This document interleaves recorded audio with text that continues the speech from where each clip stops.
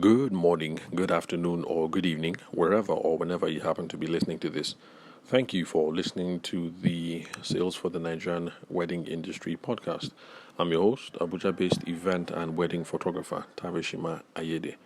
So, I think we're currently on looking at qualifications frameworks, and the idea behind that is having a ready, what should I say, sketch or script or outline of questions that you can ask when you are involved in a sales question to be sure that you're speaking to the right person. There's a right need, they're ready to make a decision, there's a sense of urgency in the situation, and both of you are in sync when it comes to monetary expectations.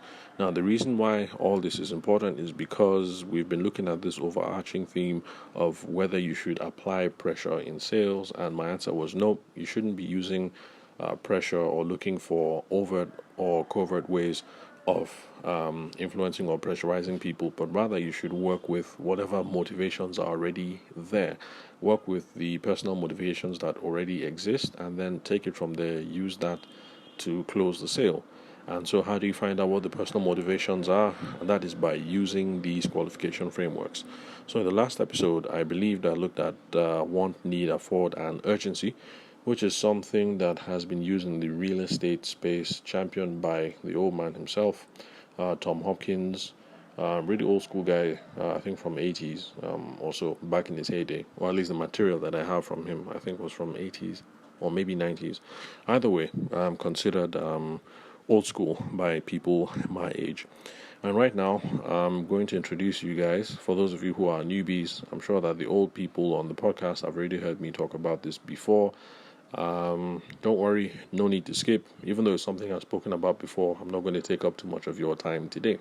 So this is just a introduction for the newbies, and please, newbies, as you scroll below to the older episodes, pay attention. There's lots of useful nuggets that we've done there over the past 108 episodes that we have had so far since we started this podcast last year.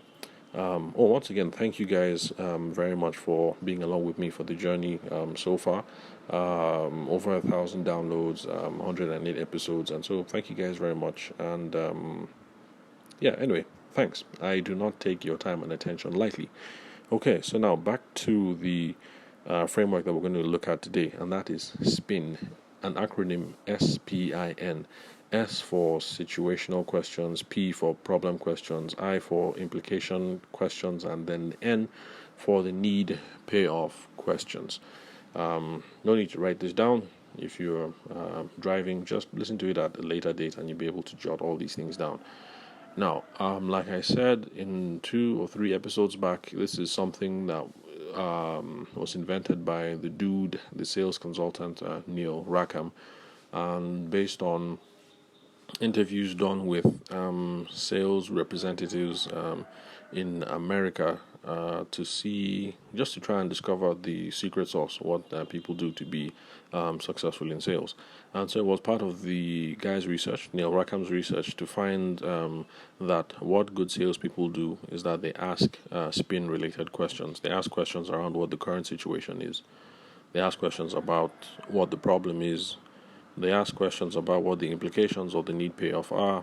I mean, basically, they just ask questions to help the potential customer discover that there's a problem here, and that it's not just beans we're pricing. That I actually am here to get rid of a big problem that is causing you this amount of headache.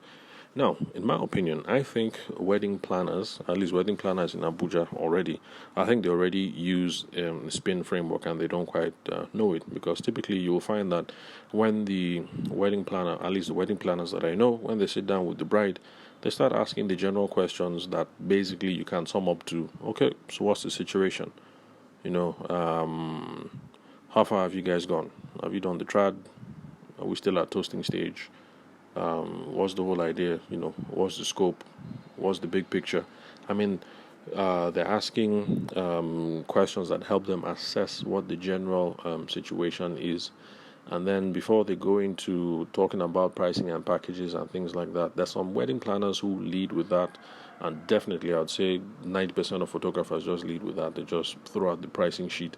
But there are a couple of people out there who actually try and get you just try to understand the lay of the situation. They try to figure out where the bride and groom, where the families are in this process, first of all, before you start getting into the specifics of talking price and what else might be involved. So after the situation questions to understand the lay of the land, there are also the problem questions, because it's possible that you're with a bride and a groom, like I was with the bride earlier today, and as far as she's concerned, wedding planner, there's no need for a wedding planner. Momsy can take care of everything, And there's some people who think that that's absolutely fine with them. So you, as a wedding planner, at this stage of the conversation, this is where some of you switch to asking those questions to help the bride and her family realize that there is a problem there. Because I've seen one wedding planner do this quite beautifully, because I happened to be at the meeting and we're discussing my own, what will I say, my own segment or my own role. And of course, the wedding planner pointed out that the family photos that they had in mind would not work except if they had a wedding planner. And of course, I had to back up on that, because it is the truth. You're planning a wedding, you want mommy to be in the photo, you want baby brother to be in the photo, you want everybody to be in the photo. But the truth is, if you don't have a wedding planner on that day, mommy is not going to want the family to be embarrassed. So she's going to be running helter skelter to make sure that the food is on point, the vendors are there, the hall is made up. Baby brother is not going to be there because it's big sis's wedding, and he wants it to go. He wants it to, he wants everything to run smoothly. So he's going to be running around. Have the cars been washed? Have they been serviced? Have they been sent to the venue? What about the drinks? Have they been cooled? Is the truck on the way? Things like that. And but anyway, bottom line is, it's at points like this that some wedding planners, astute wedding planners, are able to ask those problem questions to help them discover that, in fact, there is indeed a problem here that we are trying to solve. That if you're trying to have a stress-free wedding, not everybody is about the whole eliminating pain thing and being stress-free. Some people just want, an uber sophisticated and high-class wedding. Whatever the problem is, it's at this stage that you start asking those questions that dig in, so that we see that there is a problem. And then the implication and the need payoff questions. The idea behind them basically is asking our brides and grooms the questions that make them realize that a lot of, how do I put it? That unpleasant stuff can go down, and these things are indeed important. Because if at that stage the wedding planner pointed out that if you don't get a wedding planner, you're not going to get these photos, and then she asked the question, are you guys okay with that? And she says, okay, yeah, I'm fine with Momsy not being in the photo, and it's okay if Chukwudi is not in the wedding photos at all. Then really, you now know as a wedding planner that there is no there's no need for you to be there. They really don't think there's any problem any which way you look at it, because you've asked the implication questions. They are now, the implications actually out front, in front of them. They've assessed it, and they really don't think it's a problem, that they're going to plan it themselves. Everybody will be hands on deck, and they really don't think that there's going to be any problem if people don't show up in photos, or if people are running around sweaty and don't have a pleasant experience. Maybe for them the most important thing is that their guests are well taken care of, and if the guests are well taken care of but they're absolutely knackered at the end of the day and they miss a lot of the proceedings, then it's not that much of a big deal.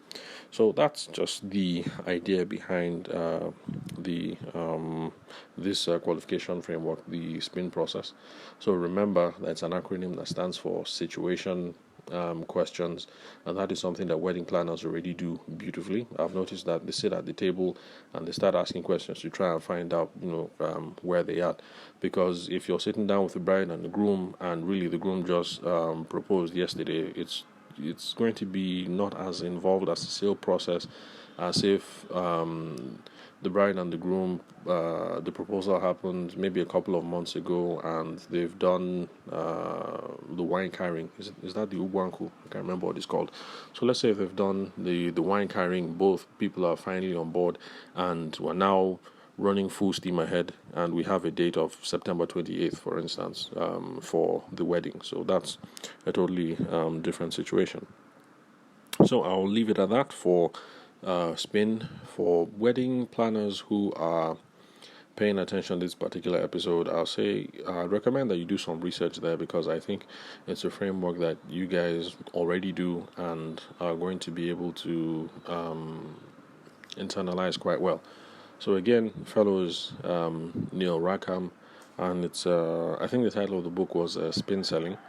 Remember that it was written in a business-to-business context, so it's not for more, what will I say, personal industries like ours, weddings and stuff like that. But the key insights that you're going to get and the key processes that come from it can be applied to those of us in the wedding space. So, the next episode, we'll look into the final one, which is BANT. There are a whole lot more qualifications frameworks, but I think these are just the easiest to remember.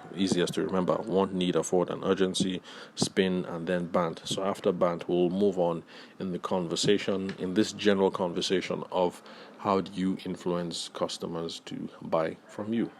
How do you influence them? Should you influence them to buy from you?